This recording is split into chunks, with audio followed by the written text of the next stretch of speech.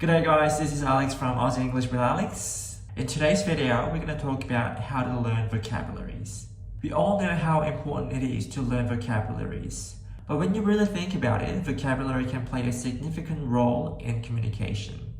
For example, you go to a country whose language you don't speak. So imagine you really have to use toilet right now, but you don't know where it is and you don't know how to ask.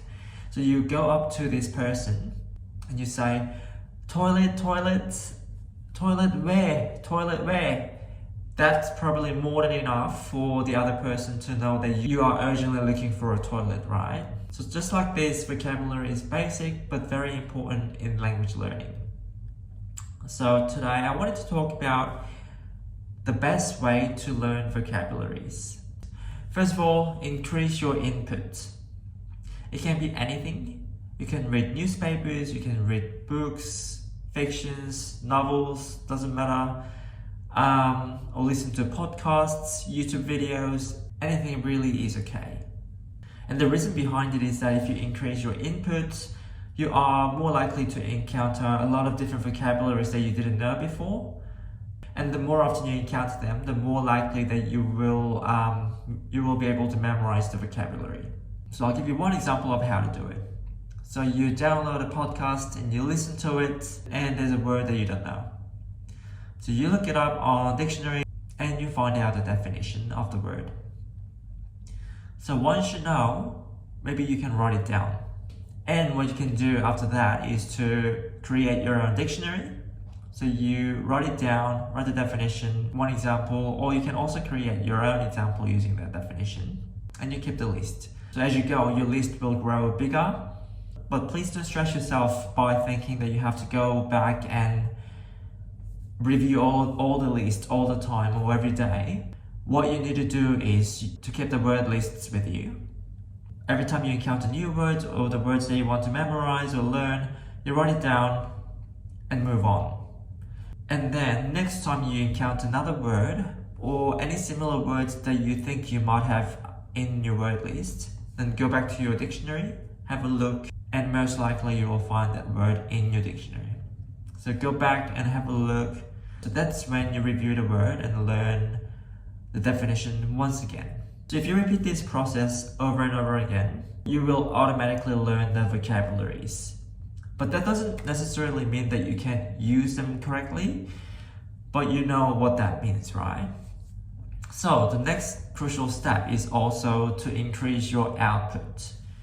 So, for example, let's think back to the point where you learned a new word vocabulary for the first time and you wrote it down. I highly recommend you also try to use that word on the same day, or at least you can make your own examples right below the definition. So in that way, you can learn to actually use that word correctly.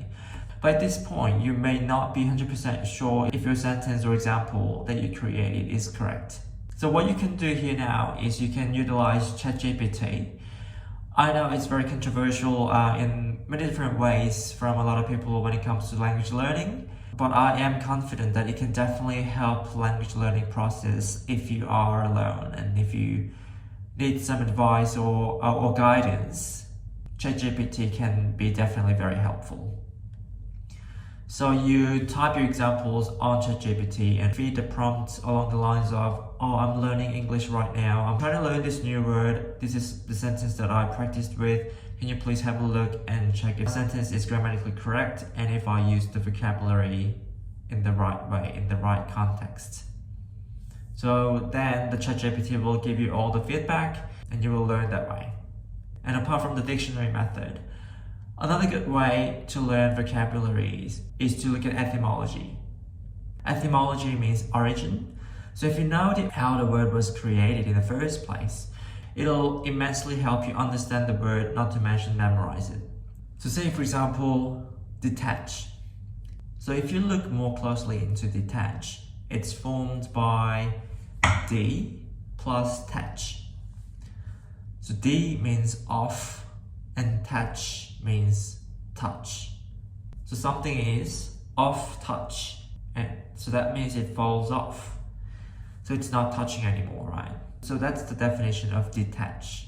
And if you change D to R, attach, so that means to stick, right? And if you put able at the end of detachable. Able means ability, you can do something. So detachable means it can fall off, something can fall off the surface. So this way you can expand your vocabularies and you can also understand how they formed. So it'll definitely help you to memorize it a lot easier than you just memorize D-E-T-A-C-H, all the spellings.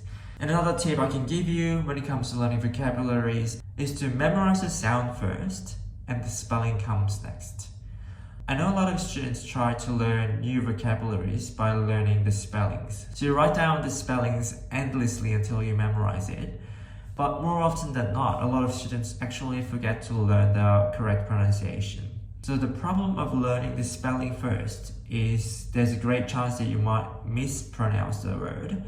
And that's going to confuse the person that you're talking to, and that's going to hinder the process of putting across the point that you want to. So here's an example of how to do it. So let's say I'm trying to learn this new word, profound. If I just wrote down profound, P-R-O-F-O-U-N-D, until I memorize it, and I pronounce it profound. If you say that, native English speakers will get confused, because that's not the sound that they are familiar with. So they will go, what did you say? But if you learn the sound first, profound, and then maybe you can use it a couple of times, and then you learn the spelling. Oh, it's P-R-O-F-O-U-N-D, profound. And sometimes if you know the sound, the spelling just comes naturally. Of course, there are a lot of exceptions as well. Sometimes there can be silent sounds. So it's definitely essential to learn the spelling at some point. But I don't advise you to learn the spelling first and then try to learn the pronunciation. So always the sound comes first and the spelling next, okay? And one last advice that I can give you is don't buy a vocabulary book just to memorize them without any context. I know that it's very appealing to know that there are vocabulary books, thousands of them probably, to contain tens and thousands of vocabularies inside. And a lot of you guys might think that if you finish the book, you will know all the words and you will know how to use them correctly. But that's not true. And it's not the most efficient way to learn the vocabulary, because a lot of times you might just memorize the vocabularies and don't really know the context. So the best way overall to learn new words is to encounter them over and over again naturally, and that means without any intention. So one day you read the newspapers and you encounter this word detach. And you write down, okay, this is the meaning, and create your own example, read it out, learn the sound, and then you move on. Next day, you listen to this podcast and you heard the sound, detach. Oh, that's a word that I learned yesterday. What was the meaning of it? You go back to your dictionary, look at the definition again, look at your example again, move on. And maybe you're not going to see that word again for the next couple of weeks.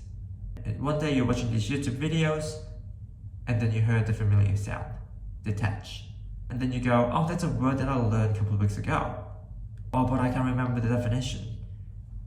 Go back to the dictionary, have a look at the definition, your sentences, move on. If you continue to do this process, you will naturally learn the definition, and by that point, you will know the sound perfectly. So that provides you the ability to produce the language properly with the correct pronunciation.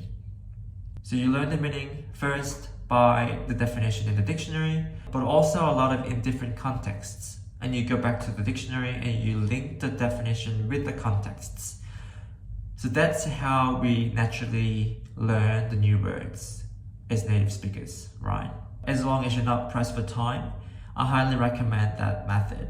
It'll definitely help you learn new vocabularies as well as all other areas of skills that you want to improve in English. Alright, so that's it for today's video. I hope this video helps you with your future study. and I'll see you next time. Ciao.